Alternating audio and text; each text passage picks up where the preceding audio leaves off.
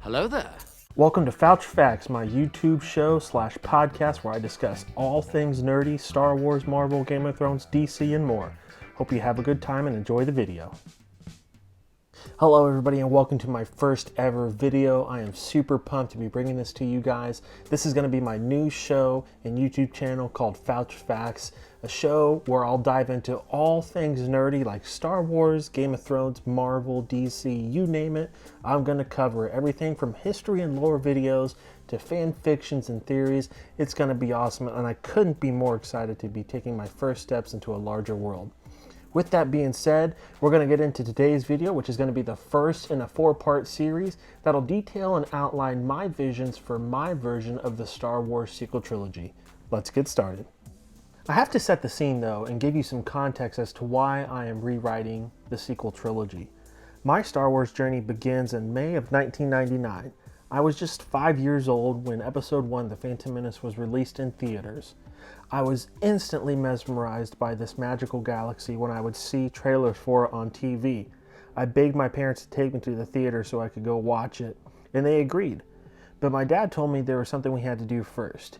He then came home a couple of days later with a bag full of VHS tapes, the original Star Wars trilogy.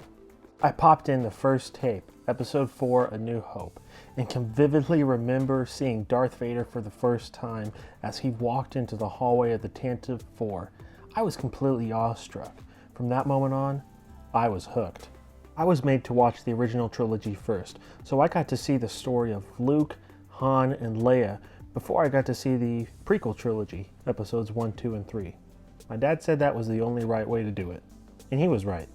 So after I had watched Return of the Jedi, I finally got to see The Phantom Menace in theaters, and it was awesome. I remember seeing Obi-Wan for the first time, thinking how cool it was to see him in his prime. My jaw hit the floor when Darth Maul revealed his double lightsaber. That was pretty epic. Then in Attack of the Clones, the excitement just kept building as we got to witness the beginning of the Clone Wars.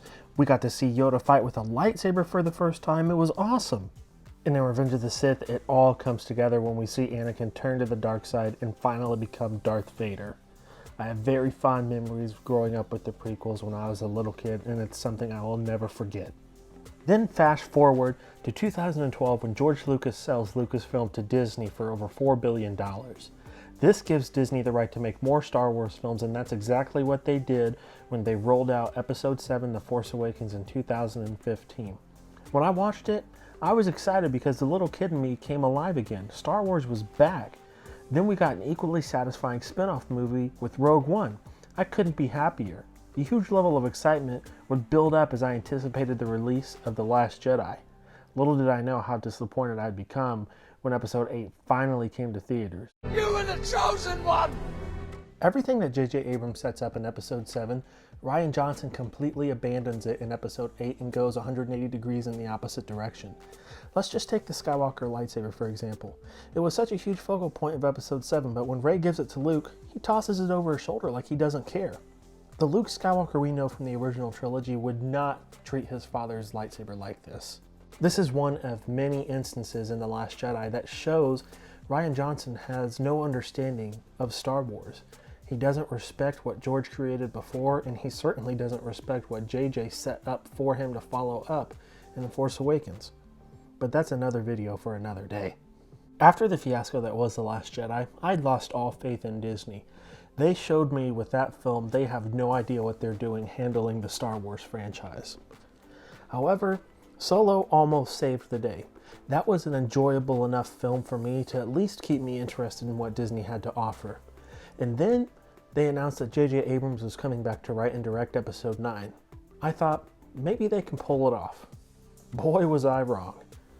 J.J. Abrams is a great filmmaker, he's a great writer, but he spent so much of The Rise of Skywalker trying to fix the problems that Rian Johnson created in Episode 8. It just left Episode 9 a discombobulated mess of confusion. You're breaking my heart. You're going down a path I can't follow. Now, poor planning and a lack of a connected, cohesive story was not Disney's biggest mistake when making the sequel trilogy. In my opinion, that came whenever they rendered the expanded universe to Star Wars non-canon. So after they purchased Lucasfilm from George Lucas in 2012, Disney said that any Star Wars story that came outside of the original 6 films and outside of Dave Filoni's animated Clone Wars series was not official Star Wars canon. That meant it was not a part of the history or lore of Star Wars in any capacity. It was just merely legends. This angered and upset a lot of fans, myself included, because some of the most popular Star Wars stories came from that expanded universe. Beloved storylines like Knights of the Old Republic, A New Jedi Order, Heir to the Empire, iconic stories in Star Wars were thrown out the window like they were trash. Fan favorite characters like Darth Revan, Galen Merrick, Mara Jade Skywalker, Luke's wife from book series from way back when, and even Han and Leia's original twin children, Jason and Jaina Solo, were thrown away like garbage. Disney thought they could do better, and they were just flat out wrong. Now this is where me and my sequel trilogy come in. I've written fan fiction treatments for episodes 7, 8, and 9, and I take the story in a direction that I feel offers a more satisfying conclusion to the Skywalker saga.